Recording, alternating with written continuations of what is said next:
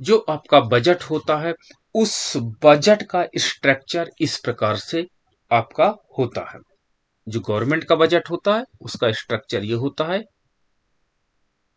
Budget आपके पास, budget में आपके पास दो पार्ट के होते हैं। एक आपका होता है बजट प्राप्तियां, कितना बजट के लिए हम प्राप्त कर रहे हैं इकोनॉमीज में, ठीक है, चाहे वो राजस्व प्राप्तियां हो चाहे पूंजीगत प्राप्तियां हो, तो उसको हम लोग कहते हैं बजट प्राप्तियां। बजट प्राप्तियां, ठीक है, आपका बजट रिसिप्ट्स के नाम से जाना जाता है। दूसरा बजट का पार्ट होता है, हम जो बजट होता है वो कहां पर खर्च करने वाले होते हैं, तो बजट व्यय आपका दूसरा इसका पार्ट होता है।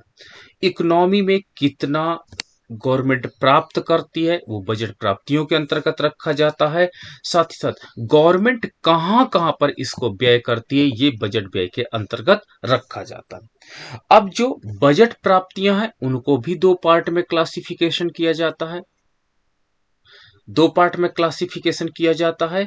पहला आपका होता है राजस्व प्राप्तियां, राजस्व प्राप्तियां, और दूसरा आपका क्लासिफिकेशन किया जाता है पूंजीगत प्राप्तियां। पूंजीगत प्राप्तियां, तो जो ये प्राप्तियां होती हैं दो प्रकार की होती हैं, आपके पास राजस्व प्राप्तियां आपके पास, और दूसरा पूंजीगत प्राप्तियां, ठीक है, जिसको रेवेन्यू रिसिप्ट्स कहते हैं राजस्व प्राप्तियों को, और पूंजीगत प्राप्तियों को आप लोग क्या कहते हो, कैपिटल रिसिप्ट्स कहते हो। राजस्व प्राप्तियां वो प्राप्तियां होती है जिसके बदले सरकार को यानी आय तो मिल जाती है और इसके बदले कुछ देने का दायित्व तो नहीं होता, कोई देनदारी का दायित्व तो नहीं होता, जैसे टैक्स है, ठीक है, राजस्व प्राप्तियों के अंतर्गत उसको प्राप्त हो गया, लेकिन जरूरी नहीं है कि जो आपने टैक्स दिया आप उसको कभी क्लेम नहीं कर सकते हो कि इससे रोड क्यों नहीं बनी, इससे पार्क क्यों नहीं बना, इससे स्कूल क्यों नहीं बना। तो इसकी जवाबदेही या रिस्पॉन्सिबिलिटी गवर्नमेंट की नहीं होती कि इसके बदले में आपको आवश्यक रूप से कुछ आपको ही प्रदान किया जाए। लेकिन पूंजीगत प्राप्तियों के अंतर्गत क्या होता है कि गवर्नमेंट की जवाबदेही हो जाती है। जब आपके पास दूसरा पार्ट होता है बजट व्यय, तो बजट व्यय में पहला आपका होता है राजस्व व्यय, राजस्व व्यय, और दूसरा इसका पार्ट होता है पूंजीगत व्यय।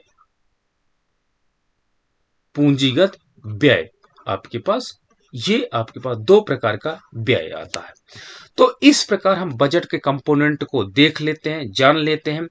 अगर इकोनॉमी में राजस्व प्राप्तियां, मैं इसका कलर चेंज कर रहा हूं, अब इसको गौर से ये वर्ड सुनिएगा, राजस्व बजट की अगर मैं बात करता हूं तो राजस्व बजट का तात्पर्य यह होता है कि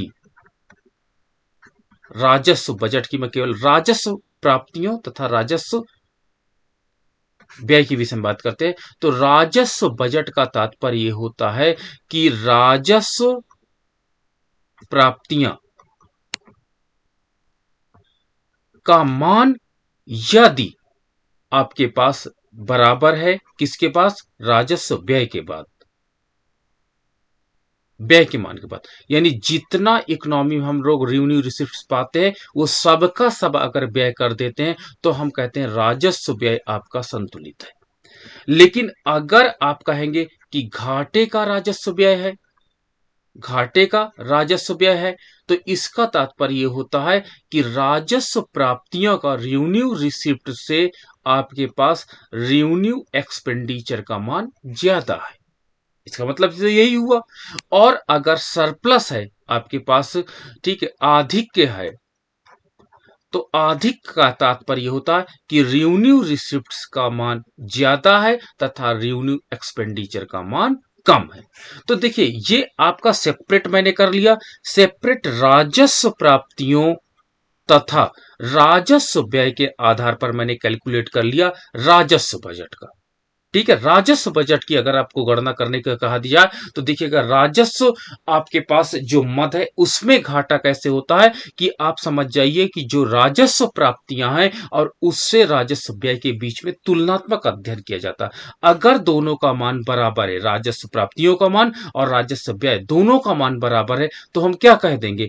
तो हम यही तो कह देंगे कि इकोनॉमी में राजस्व जो बजट है वो आपका बैलेंस है। ठीक है। अब दूसरा आपके पास कंपोनेंट बचा। दूसरा कंपोनेंट क्या बचा कि दूसरा कंपोनेंट आपका बचा पूंजीगत प्राप्तियां तथा पूंजीगत व्यय के विषय में हम लोग चर्चा करते हैं। अगर ये पूंजीगत आपके पास पूंजीगत बजट कहलाता है, ठीक है, पूंजीगत प्राप्तियां तथा पूंजीगत व्यय के आधार पर हम जो कैलकुलेट करते हैं उसे हम लोग पूंजीगत प्राप्तियां कहलाते हैं। ठीक है। तो पूंजीगत प्राप्तियां क्या कहलाता है कि जब इकोनॉमी में, ठीक है,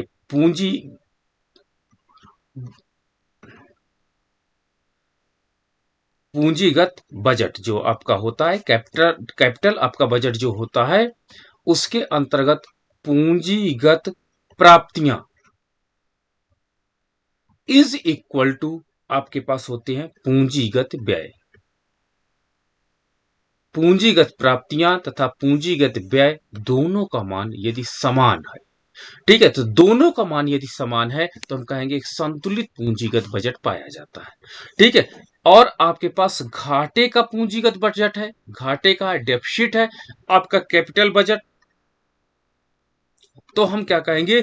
पूंजीगत जो कैपिटल एक्सपेंडिचर है उसका मान ज्यादा है कैपिटल रिसिप्ट से, यानी जो हमको पूंजीगत प्राप्त हो रहा उससे ज्यादा हम लोग खर्च कर रहे हैं। और आपके पास अगर इसमें सरप्लस है तो आप क्या कहोगे कि सी आर का मान ज्यादा है, कैपिटल रिसिप्ट्स का मान ज्यादा है, तथा सीई कैपिटल एक्सपेंडिचर का मान कम है। ये रिलेशनशिप आपका प्राप्त होता है। तो अब आपको देखो क्या मिल गया, राजस्व बजट तथा पूंजीगत बजट, दो बजट मिल गए। तो मैं इसको ऐसे भी तो कह सकता हूं कि जो आपका बजट है वो बजट दो पार्ट में होता है, आपका राजस्व बजट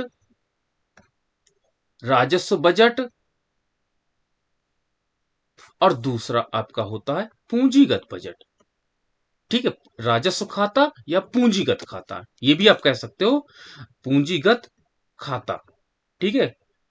आपका revenue account and capital account, ये भी आप कह सकते हो। राजस्व बजट के अंतर्गत आपने देखा दो पार्ट होते हैं, इसके पास राजस्व आय एंड राजस्व व्यय। ठीक है। ये अभी हमने डिस्कस किया कि राजस्व आय का मान यदि राजस्व व्यय से ज्यादा हो जाता तो सरप्लस बजट है, राजस्व आय का मान राजस्व व्यय के मान के बराबर हो जाता तो हम कहेंगे संतुलित राजस्व खाता है, और अगर राजस्व व्यय का मान ज्यादा तथा राजस्व आय का मान कम हो जाता तो हम कहेंगे डेफिसिट है। दूसरा आपका पूंजीगत खाता। पूंजीगत खाता के अंतर्गत दो पार्ट माने जाते हैं आपके पास पूंजीगत आय तथा पूंजीगत व्यय दो माने जाते हैं। यदि पूंजीगत आय का मान ज्यादा है, पूंजीगत व्यय का मान कम है, तो आप क्या होगे? सरप्लस पूंजीगत आपके पास खाता है।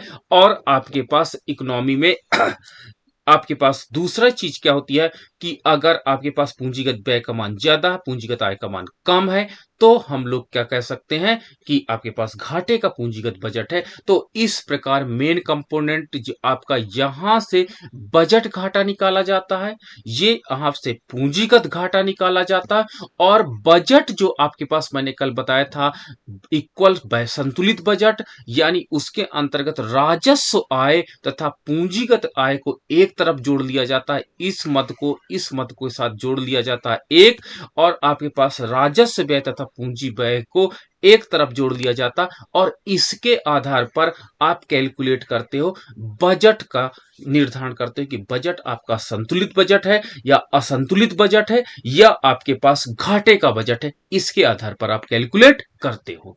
अब हमको सबसे बड़ा इंपॉर्टेंट पॉइंट ये हो जाता कि राजस्व आय के अंतर्गत कौन कौन सी मदें होती हैं, ये कैलकुलेट करना, ये जानना बहुत इंपॉर्टेंट है।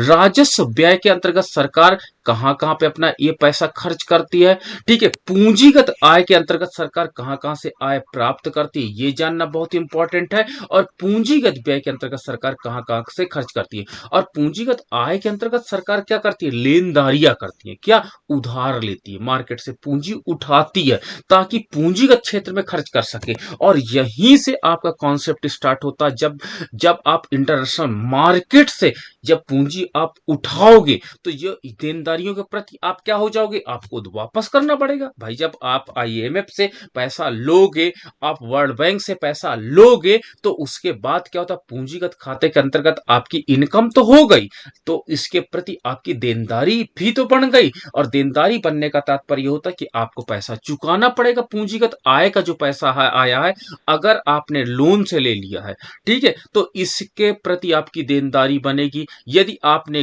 भारतीय मतलब अर्थव्यवस्था के अंदर के लोगों से ले लिया पूंजी, तो वो भी लौटाने की देनदारी बनती है। जबकि राजस्व आय के अंतर्गत आपकी कोई देनदारी का दायित्व तो नहीं बनता। Tax collection, revenue collection, tax revenue collection, आपके पास दो प्रकार के होते हैं रेवेन्यू कलेक्शन, ठीक है, दोनों का भी मैं डिस्कस करने जा रहा हूं। तो इसके प्रति कोई देनदारी नहीं, इसको, इस पैसे को, राजस्व आय वाले पैसे को उसको वापस नहीं करना पड़ता। लेकिन पूंजीगत जो पैसा वो प्राप्त करती है उसको वापस करना पड़ता। और यहीं से राजकोषीय घाटा का कॉन्सेप्ट स्टार्ट हो जाता है, ठीक है। और राजकोषीय घाटा जो आपका होता है उसमें ब्याज भी देना पड़ता है, ठीक है। इंटरनेशनल मार्केट से मैं कोई पैसा उठाता हूं तो उस पर ब्याज देना पड़ता। तो ब्याज जो पूंजीगत हमारे पास लोन्स हुए हैं उस पे जो लोन है उस पे कितना ब्याज देना पड़ता, अगर उस ब्याज को घटा देते तो हमको प्राथमिक घाटा यहीं से जन्म ले लेता है, ठीक है। तो पूंजीगत जो आपके पास आय होती है, जो देनदारियां होती हैं, जो दायित्व होते हैं, वहां से आपका राजकोषीय घाटा का कॉन्सेप्ट जन्म लेता है। और उस पर जो ब्याज की हम लोग बात करते हैं वो आपके प्राथमिक घाटा की बात हम लोग करने लगते हैं। चलिए इनको एक बार क्रम से सारे पॉइंट्स को देखते जाते हैं। अब ये पॉइंट आपको क्लियर हो गए होंगे, ठीक है। ये पॉइंट क्लियर का मतलब होता है कि मैंने बजट प्राप्तियों के अंतर्गत और बजट व्यय के अंतर्गत इस तरीके से भी मैंने आपको बजट दिखा दिया, और आपके पास दूसरा तरीके से भी दिखा दिया, राजस्व बजट तथा पूंजीगत खाता यानी पूंजीगत बजट या राजस्व बजट के अंतर्गत भी मैंने आपको दिखा दिया। अब हम लोग प्रारंभ करते हैं। प्रारंभ पहला पॉइंट करते हैं बजट। बजट से प्रारंभ करते हैं, बजट से प्रारंभ करते हैं।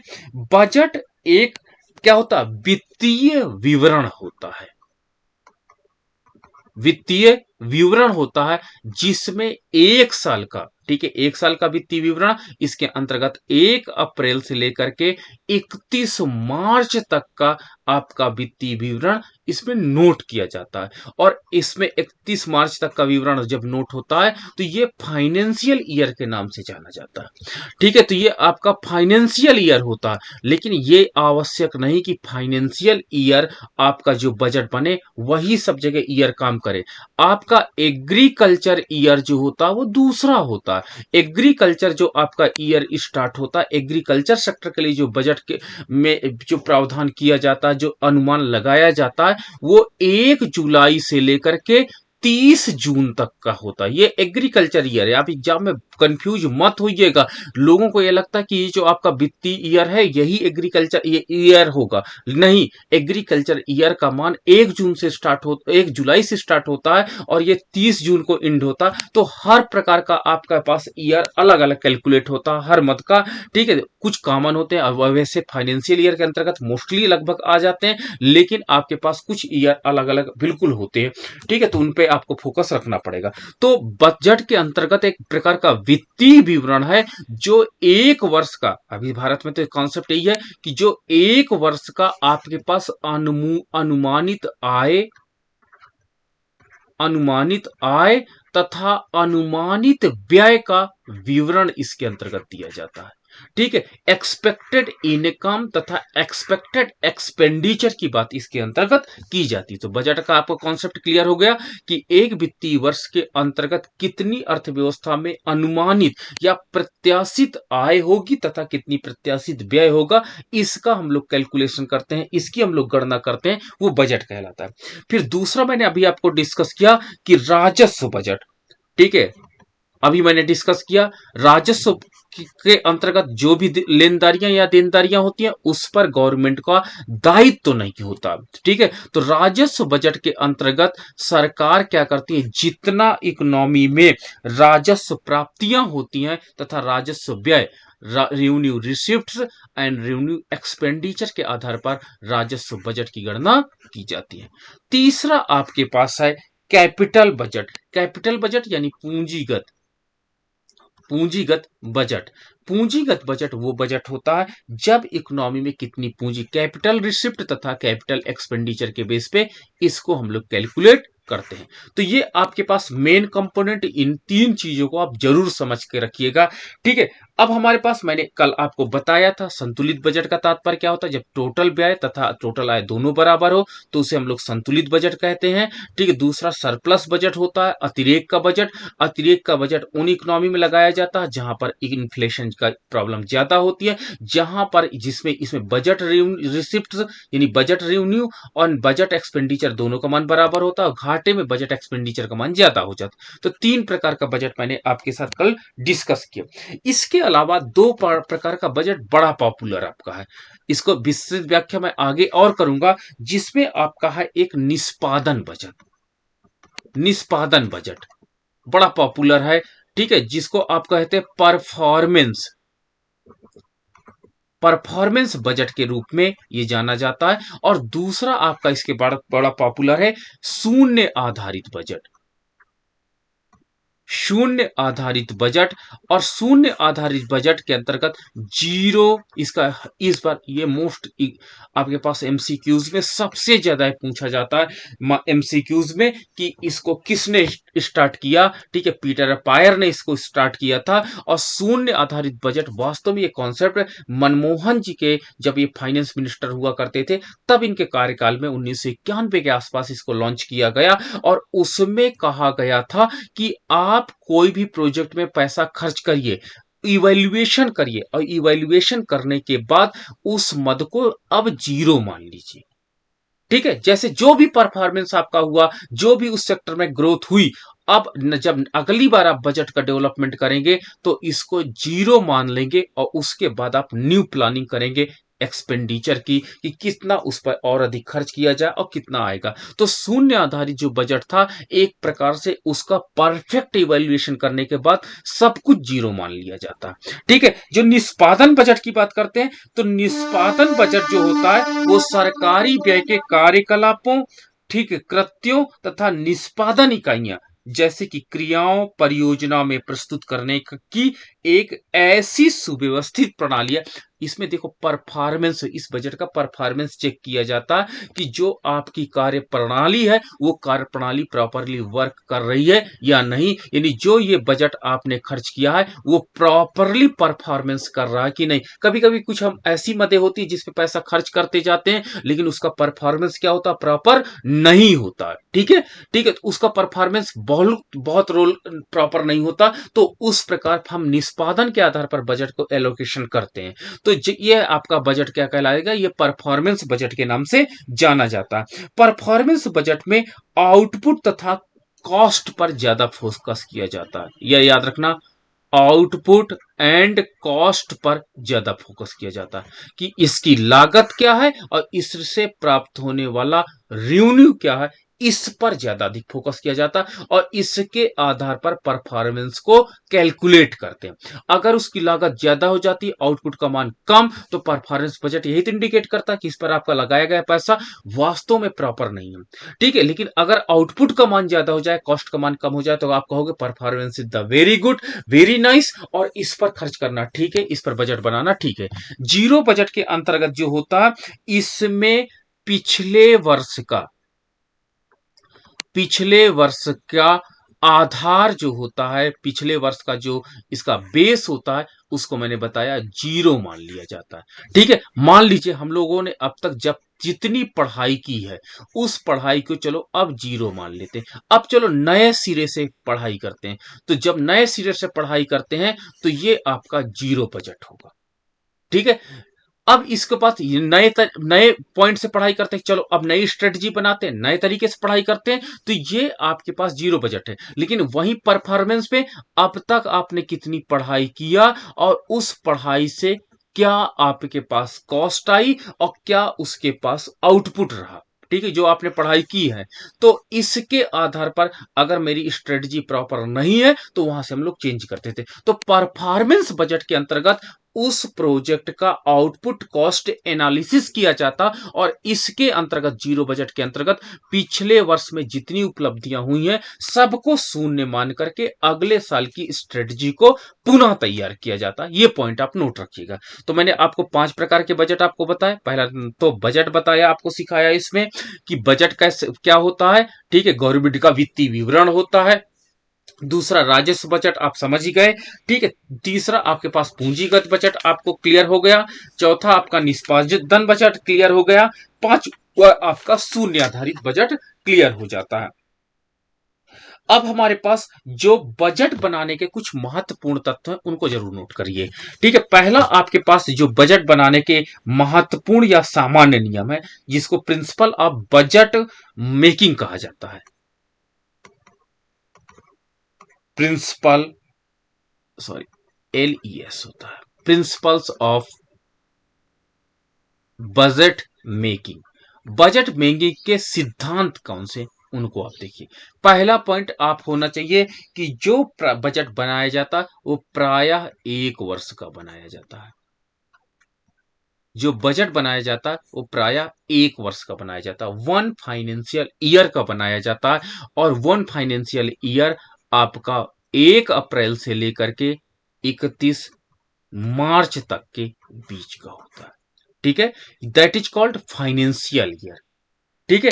फाइनेंशियल ईयर आपका है 1 अप्रैल से लेकर के 31 मार्च तक का जो प्राप्त होंगी एक्सपेक्टेड इनकम एंड एक्सपेंडिचर के विषय में हम लोग क्या करते हैं, इस पे विस्तृत डेटा प्रस्तुत करते हैं, ठीक है, कि किस सेक्टर से कितनी इनकम प्राप्त होगी तथा किस सेक्टर पे हमको खर्च करना, इसका एक लेखा जोखा होता है जो आपके फरवरी माह में प्रस्तुत कर दिया जाता है, ठीक है। अभी इसकी रिपोर्ट बन रही है और इसकी रिपोर्ट को कलेक्शन हम लोग करते चले जा रहे हैं फरवरी में इसको अगले वर्ष का, ठीक है। मान लीजिए फरवरी 2022 में जो आपके पास बजट बनाया जाएगा वो फरवरी जो 1 अप्रैल आपके पास 1 अप्रैल 2022 से लेकर के 31 मार्च 2023 तक का बजट आपका बनेगा, ठीक है। ये आपके पास होगा तो वो फरवरी 22 में यानी एक्सपेक्टेड इनकम कितनी किस सेक्टर से इनकम आएगी तथा कितनी इनकम हम लोग खर्च करेंगे इस पर हम लोग क्या करते हैं, ये बनाते हैं। तो ये आपका प्रायः 1 वर्ष के लिए बजट बनाया जाता है, ठीक है। ये प्रायः 1 वर्ष का जनरल बजट की मैं बात कर रहा हूं। आपके पास इमरजेंसी बजट होता है वो अलग बजट होता है, चक्रीय बजट होता है वो अलग बात होती है, ठीक है। आप उसको नहीं, ये मैं general principle of the budgeting होता है, एक नॉर्मल ईयर में कैसे बजट बनाया जाता है उस पर अभी हम डिस्कस कर रहे हैं। बजट में सकल, दूसरा पॉइंट है, बजट जो होता है बजट में सकल राशि का प्रयोग होता है। सकल राशि जो आपके पास होती है उसका समावेश किया जाता है कि टोटल प्राप्तियां कितनी, चाहे वो राजस्व प्राप्तियां हो चाहे वो पूंजीगत प्राप्तियां। तो समावेश जो होता है इसमें सब बजट में सकल राशि चाहे वो आगम राशि हो चाहे एक्सपेंडिचर चाहे व्यय राशि हो, चाहे वो पूंजीगत व्यय हो चाहे वो रेवेन्यू व्यय हो, दोनों राशियों का इसमें समावेश करना अनिवार्य होता है। तीसरा पॉइंट है बजट का आधार रोकड़ राशि है। ये अधिकतर रोकड़ राशि में कैलकुलेट किया जाता है, ठीक है। ये फिजिकल के रूप में नहीं होता, बजट कभी भी वस्तु के रूप में नहीं तैयार होता कि हम देखते हैं कि एग्रीकल्चर सेक्टर में कितना उत्पादन होगा इस आधार पे नहीं, बल्कि हम इस आधार पे तैयार करते हैं कि इससे इनकम कितनी जनरेट होगी, ठीक है। भारत में हायर एजुकेशन के इंस्टीट्यूट कितने बने इसका कैलकुलेशन नहीं किया जाएगा, इससे ह्यूमन कैपिटल कितनी इनकम जनरेट करेंगे, तो हर चीज को मनी टर्म में लिया जाता। जबकि एग्रीकल्चर बजट में आप टोटल प्रोडक्शन के रूप में भौतिक वस्तु के रूप में ले सकते हो, लेकिन आप याद रखिएगा इसमें भौतिक वस्तु के रूप में आप नहीं ले सकते हो। तो ये पॉइंट आपका नोट करना हो जाता है, ये पॉइंट आपका नोटेबल बन जाता है। क्या नोटेबल बन जाता है कि जो बजट होता है बजट में जो आपके पास रोकड़ होता है, जो रोकड़ के राशि में यानी मनी टर्म में इसको रिप्रेजेंट करना अनिवार्य होता है। ठीक है, तो मनी टर्म में इसको हम लोग क्या करते हैं, एक्सप्लेन करते हैं, तो ये मनी टर्म में होना इसका इंपॉर्टेंट हो जाता है। ठीक है, चौथा पॉइंट हमारे पास क्या होता है, चौथा पॉइंट होता समस्त क्रियाओं का एक बजट होता है। समस्त क्रियाओं का एक बजट होता, ऐसा नहीं, देखो रेलवे बजट तो आपका 1924 से हटाया गया, ठीक है, एक सेपरेट पार्ट किया गया, लेकिन अदर जो आपके पास इकोनॉमी में देखिएगा सारा बजट एक ही जगह होगा।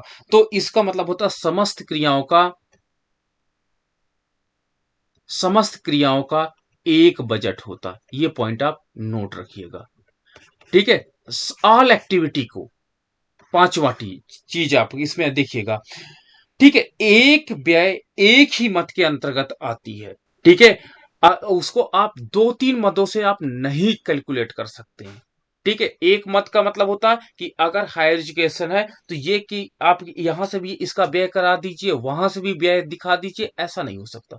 आपको एक जगह से ही एक मत के लिए व्यय को निकालना पड़ेगा, वो डिफाइन करना पड़ेगा। ठीक है, और बजट अनुमान लगाया जाता, अनुमान लगाने का मतलब होता है कि हम लोग एक्सपेक्टेशन करते हैं, और ये अनुमान कम या ज्यादा हो सकता है, ये गारंटी नहीं है। आपने अनुमान लगाया कि कोल इंडस्ट्री में मुझे इतने रुपए का कोयला मिलेगा, किस साल, 2022-23 में। अब मैंने केवल अनुमान लगाया है, उससे कम भी हो सकता है, उससे ज्यादा भी हो सकता है। ठीक है, तो ये अनुमान होता है, तो ये प्रिंसिपल ऑफ आपकी बजटिंग होती है, और ये प्रिंसिपल का मतलब होता है इन सिद्धांतों को हम लोग लेकर के चलते हैं, तभी हमारे पास जो बजट होती है वो बजट पे हम लोग कार्रवाई कर पाते हैं। अब हमारे पास जो दूसरा पॉइंट आता है, वो सबसे ज्यादा पॉइंट आता है कि जो हमारे पास अब हमारे पास जो बजट हमने देखा, बजट अभी मैंने जब देखा तो बजट के अंतर्गत मैंने दो देखा, एक आपका देखा रेवेन्यू बजट, और एक मैंने देखा अभी कैपिटल बजट। यही तो हमने कहा अभी पास कि बजट के अंतर्गत मैंने दो पार्ट किए, रेवेन्यू बजट, ठीक है, आगम बजट, और रेवेन्यू बजट के अंतर्गत मैंने दो पार्ट डिस्कस आपसे किए थे, रेवेन्यू रिसिप्ट्स की बात की थी और रेवेन्यू एक्सपेंडिचर की बात की थी। आपके पास आगम, जो आपके पास राजस्व प्राप्तियों की बात की थी और राजस्व व्यय की बात की थी। कैपिटल बजट के अंतर्गत मैंने कैपिटल रिसिप्ट्स की बात की थी एंड कैपिटल एक्सपेंडिचर की बात की थी, यही तो मैंने बात कहा था। चलो अब इनको हम लोग डिफाइन करते हैं, ये क्या होते हैं। ठीक है, इसके अंतर्गत कौन कौन से कंपोनेंट आते हैं, ये जानना हमको बहुत इंपॉर्टेंट हो जाता, क्योंकि इसको जाने बिना आप नहीं डिफाइन कर सकते हो कि कैसे क्या होता। ठीक है, तो बजट के जो आपके पास घटक होते हैं, वो एक वित्तीय वर्ष में, एक फाइनेंशियल ईयर में कितना आपने प्राप्तियां किया, कितनी मौद्रिक प्राप्तियां हुई, तथा कितनी दायित्व तो आपके पास वापसी करने के, इसका आपका लेखा जोखा जो होता है वो बजट कहलाता है। रेवेन्यू बजट के अंतर्गत दो प्रकार के आपके पास होते हैं। रेवेन्यू बजट के अंतर्गत पहला आपके पास होता कर प्राप्तियां। ठीक है, पहला इसके पार्ट, अब मैं इसको अगले पेज पे ले लेता हूं। रेवेन्यू आपके पास रिसिप्ट की बात करता हूं, और राजस्व प्राप्तियों के अंग कौन कौन से हैं इस पर डिस्कस करता हूं। पहला पॉइंट आपका डिस्कस करता हूं रेवेन्यू रिसिप्ट्स पर, फिर मैं डिस्कस करूंगा रेवेन्यू एक्सपेंडिचर पर, ये खर्च हम लोग कहां पर करते हैं। ठीक है, फिर मैं तीसरा पॉइंट डिस्कस करूंगा कैपिटल रिसिप्ट्स का, पूंजीगत प्राप्तियां कहां से होती हैं, और चौथा मैं डिस्कस आपके साथ करने जा रहा हूं कि कैपिटल एक्सपेंडिचर कहां। तो चलो पहला स्टार्ट करते हैं, रेवेन्यू रिसिप्ट्स। आगम प्राप्तियां, आगम प्राप्तियां, या जिसे हम लोग राजस्व प्राप्तियां कहते हैं, राजस्व प्राप्तियां कहां पे होती हैं, राजस्व प्राप्तियां कहां कहां से होती है, सरकार को पैसा कहां कहां से मिलता है जिसका उसे देनदारी का दायित्व ना हो। वर्ड याद रखना, देनदारी। ठीक है, यानी लौटाने का दायित्व ना हो।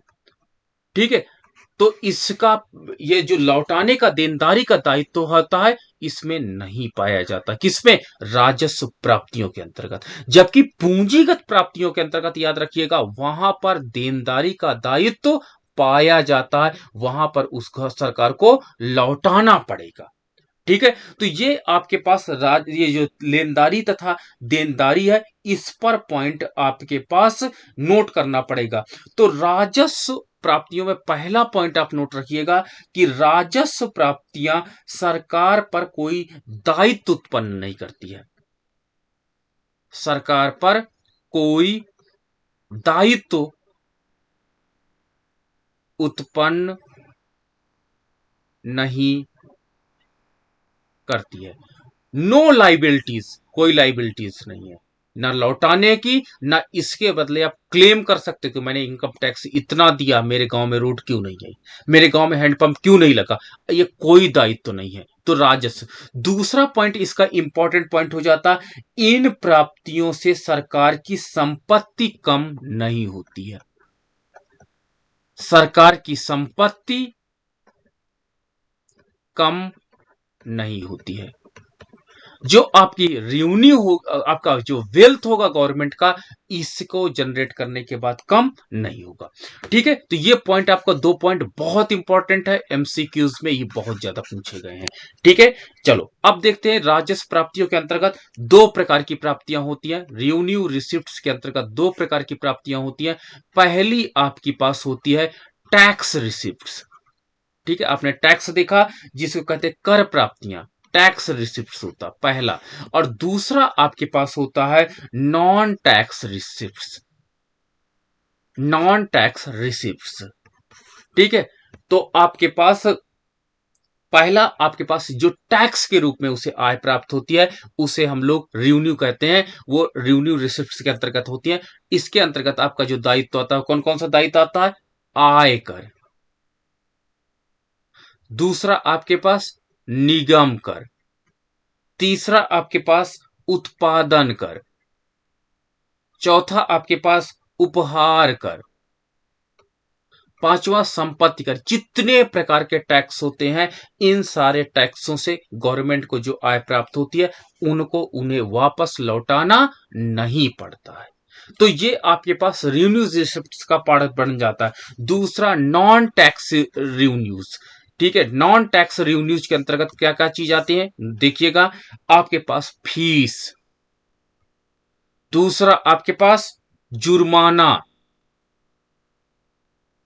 तीसरा आपके पास जब्त, नीलामी जो होती है ना, जब्त। चौथा आपके पास ब्याज। पांचवा आपके पास उपहार और लाभांश, जो गवर्नमेंट इंटरप्राइजेज होते हैं ये। ठीक है, तो फीस एंड जुर्माना जो आपके पास, ये आपके पास नॉन टैक्स रेवेन्यूज के पार्ट बन जाते हैं। और एग्जाम में यहां से बहुत ज्यादा एमसीक्यूज पूछे गए हैं। निम्न मदों में से कौन सी गवर्नमेंट की नॉन टैक्स रेवेन्यू आइटम्स हैं, इसमें फीस, जुर्माना, जब्त और एक प्रकार से उपहार की जगह उपहार कर जोड़ देंगे। लो, उपहार कर जोड़ दिया गया। अब आप वहां पर प्रॉब्लम, आपको कंफ्यूजन वहीं से जनरेट हो जाएगा। तो आप याद रखिएगा कि जो टैक्स है, जो अनिवार्य रूप से आपको भुगतान किया जाता है, ठीक है, जो टैक्स लाइबिलिटीज होती है, वो अनिवार्य रूप से आपको पेमेंट करना होता है अगर इस दायरे में आते हैं। ठीक है, नॉन टैक्स रेवेन्यू, देखिए इसमें कर, सब में कर वर्ड जरूर प्रयोग किया गया टैक्स रेवेन्यू के अंतर्गत, जबकि इसमें कर वर्ड का प्रयोग नहीं किया गया। अब आपको लास्ट क्लास में यह बताना, क्लास के अंत में, कि what is the difference between fees और जुर्माना में क्या अंतर है, ये आप मुझे बताओगे। ठीक है, इतनी एक छोटा सा प्रश्न आपसे है कि what is the difference between fee and जुर्माना के बीच में क्या अंतर होता, ये आप मुझे लास्ट में बताओगे। ठीक है, क्या एक व्यक्ति फी देता, क्या एक व्यक्ति जुर्माना देता, क्या एक व्यक्ति फी और जुर्माना दोनों दे सकता, तो ये डिफरेंस आप मुझे लास्ट में बताओगे। ठीक है, तो ये नॉन टैक्स रिसिप्ट के अंतर्गत आता है। तो अब आपको समझ में आ गया होगा कि टैक्स रिसिप्ट, जो आपके पास राजस्व प्राप्तियां, वो दो प्रकार की होती हैं, tax receipt and non tax receipt. इन दोनों पॉइंट्स को आपको नोट करना जरूरी है। तो चलिए देखिए, अब यहां पर मेरे पास जो ये टेबल है, इसमें दो प्रकार, दो बाइफर्केशन फिर से हो जाएगा। एक आपका हो जाएगा टैक्स रिसिप्ट और दूसरा हो जाएगा नॉन टैक्स रिसिप्ट। ये हम लोग देख लिया, क्लियर है। चलो, अब हमारे पास दूसरा आ जाता है, दूसरा आपके पास आ जाता है पूंजीगत प्राप्तियां। ठीक है, कैपिटल रिसिप्ट्स की मैं बात कर लेता हूं, एक्सपेंडिचर की अभी बात करता हूं, दोनों के एक साथ एक्सपेंडिचर की हम लोग बात करते हैं। अब चलो पूंजीगत प्राप्तियों की बात करते हैं। अभी तो राजस्व प्राप्तियों की हमने बात किया था, अब पूंजीगत प्राप्तियों की चलिए बात करते हैं। तो पूंजीगत प्राप्तियां जो होती हैं,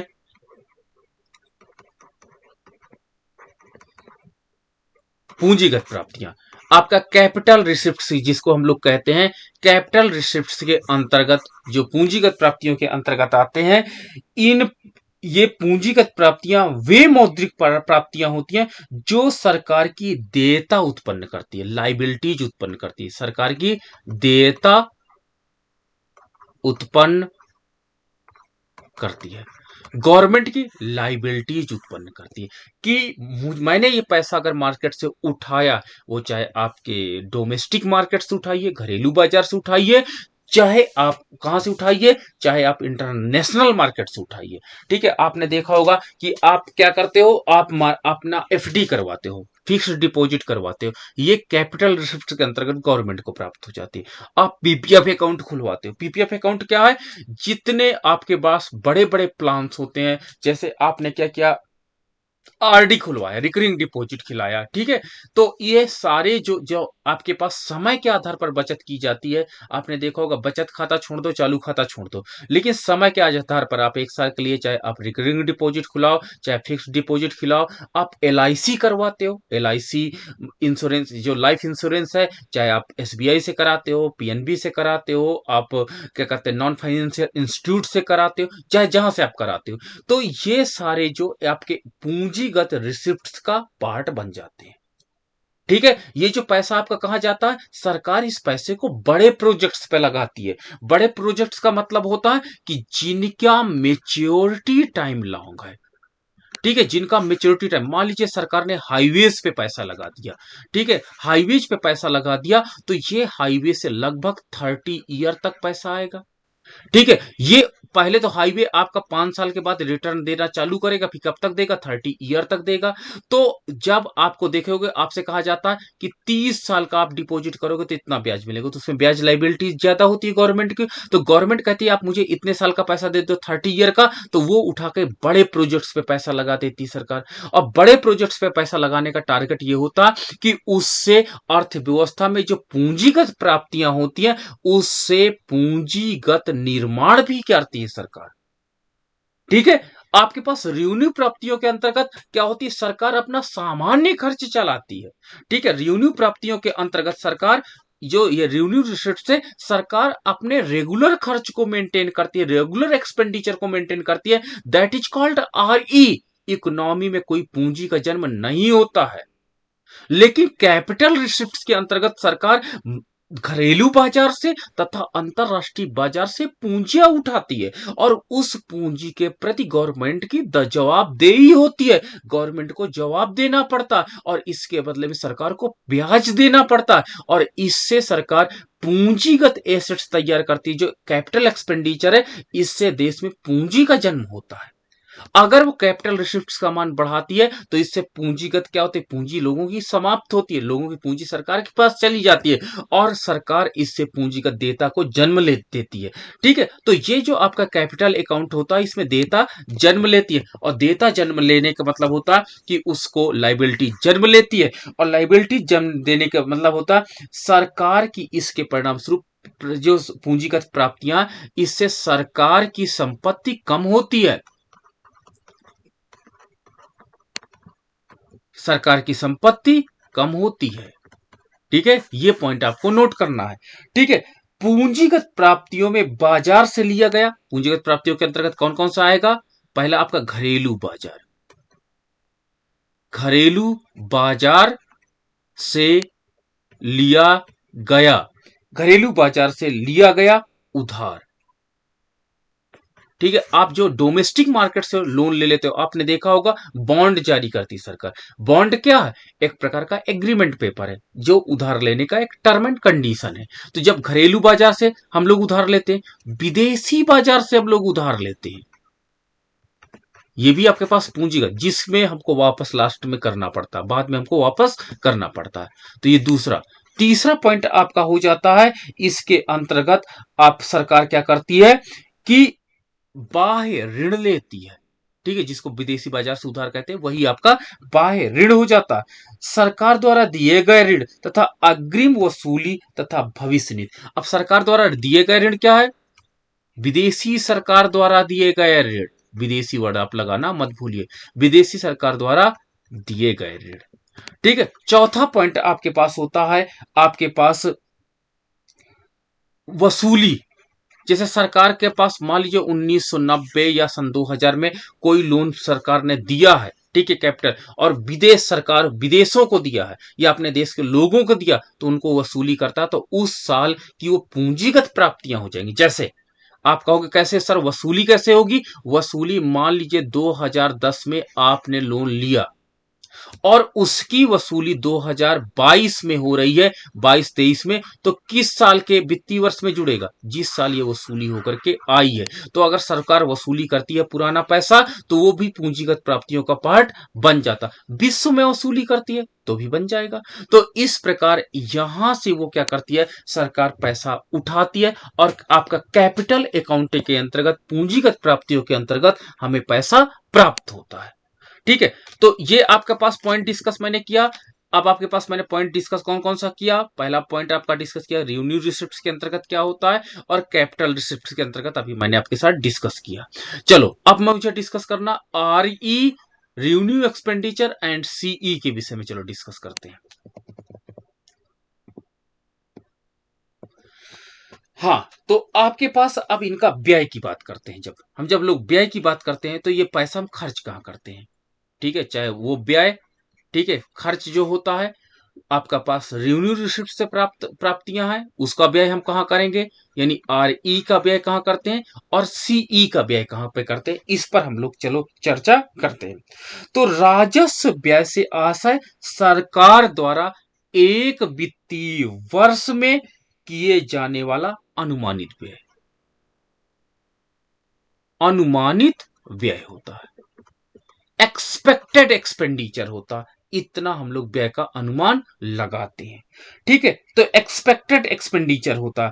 फलस्वरूप ना तो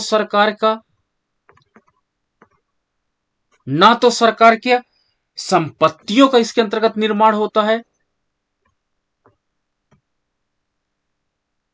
इसके अंतर्गत सरकार की संपत्तियों का निर्माण नहीं होता है। ठीक है, और ना ही उसके दायित्वों में कमी आती है।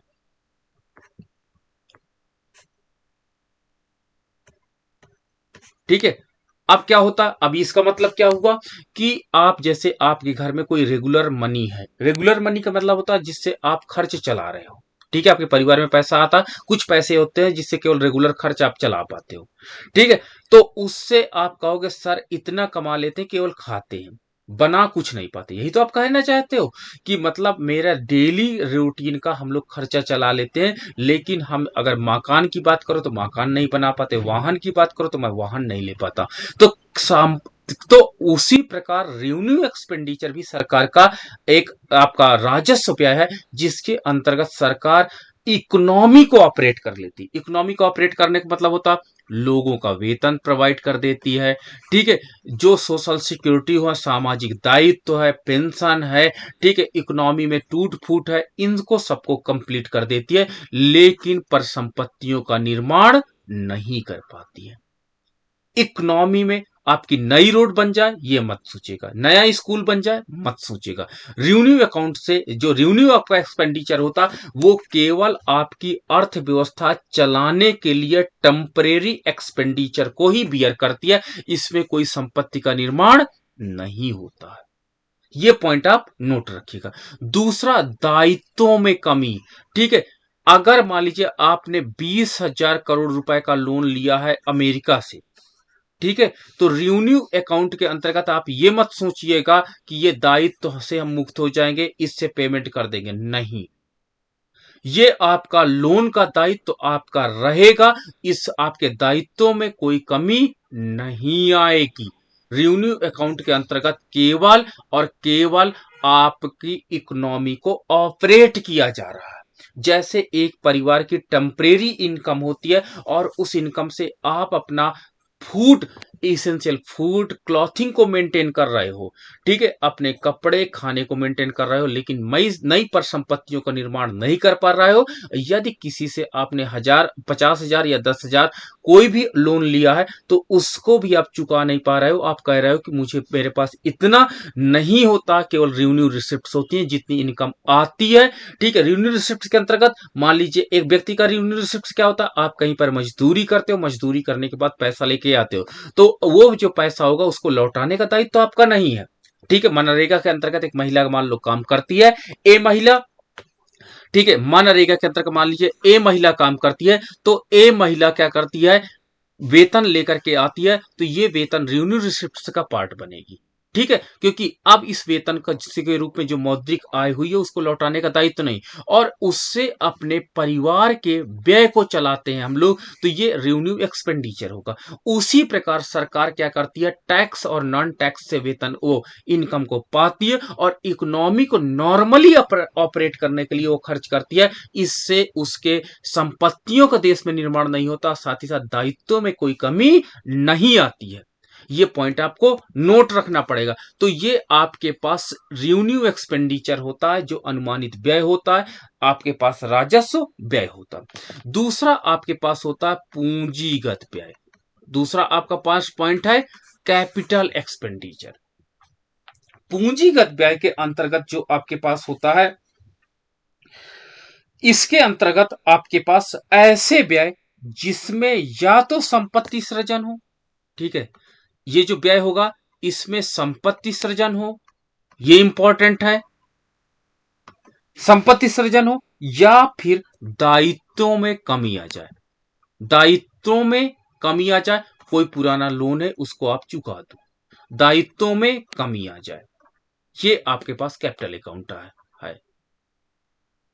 क्लियर है? या तो आपके देश में रोड हॉस्पिटल से ये बन जाए कैपिटल, संपत्ति सृजन हो, संपत्ति क्या है, जो पुनः आपको आए थे, तो या तो संपत्ति का सृजन हो या तो दायित्व में आपकी कमी आ जाए। जैसे आपका कैपिटल अकाउंट क्या है, आप या तो आपका नया मकान बन जाए, या तो आपकी नई दुकान बन जाए, या तो नया वाहन आ जाए, या तो कोई बड़ा पुराना लोन आप चुका दो, तो ये कहोगे आपका परिवार में क्या है, कैपिटल एक्सपेंडिचर है, ठीक है। और इसके अंतर्गत सरकार संपत्तियों का निर्माण करते हैं, ठीक है, संपत्ति का सृजन होता है, तथा दायित्वों में सरकार की कमी आती है। दायित्वों में कमी आने का तात्पर्य होता है कि उनके लोन पहले से कम हो जाते हैं, ठीक है। इसके अंतर्गत सरकार क्या करती है, भूमि पर व्यय, आपने देखा होगा लैंड आपका जो ओवरलैप है, अधिग्रहण है, भवन पर व्यय किया गया व्यय, आपके पास इसके अंतर्गत मशीनों पर उपकरण पर किया गया व्यय,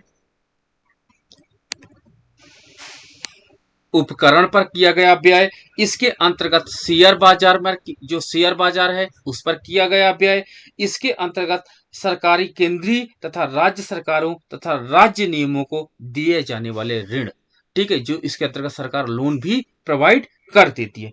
तो इस प्रकार से मैंने आपको चारों जो बेसिक पॉइंट्स थे आपको सिखाया कि कैपिटल अकाउंट के अंतर्गत क्या होता है, और आपके पास तो रेवेन्यू एक्सपेंडिचर एक प्रकार से नॉर्मल इकोनॉमिक फ्लो है, जिसके अंतर्गत आपको इकोनॉमी को मेंटेन रखने के लिए जो अर्थव्यवस्था में खर्च करते हैं वो रेवेन्यू एक्सपेंडिचर के अंतर्गत रहता है। इसके अंतर्गत आपका वेतन भुगतान, आपका पेंशन भुगतान, इसके अंतर्गत आपका ब्याज चुकाना, ये शामिल किया जाता है। रेवेन्यू रिसिप्ट क्या होगा, दो पार्ट था, tax receipt and non tax receipt, उनका हमने डिस्कशन आपके साथ किया। कैपिटल रिसिप्ट के अंतर्गत पूंजीगत प्राप्तियां हैं, ये चाहे घरेलू बाजार से प्राप्त हो चाहे आपके पास इंटरनेशनल मार्केट से प्राप्त हो, ये पूंजीगत प्राप्तियां हैं। और कैपिटल एक्सपेंडिचर के अंतर्गत अभी आपने देखा कि जो पूंजीगत प्राप्तियां होती हैं इनको जहां हम व्यय करते हैं तो इससे पूंजीगत निर्माण होता है। तो इस प्रकार से आपने दोनों अकाउंट के विषय में विस्तृत जानकारी प्राप्त की। अब आगे जो हम इस पर और आगे बताएंगे वो कल के क्लास में आपके साथ डिस्कस करेंगे।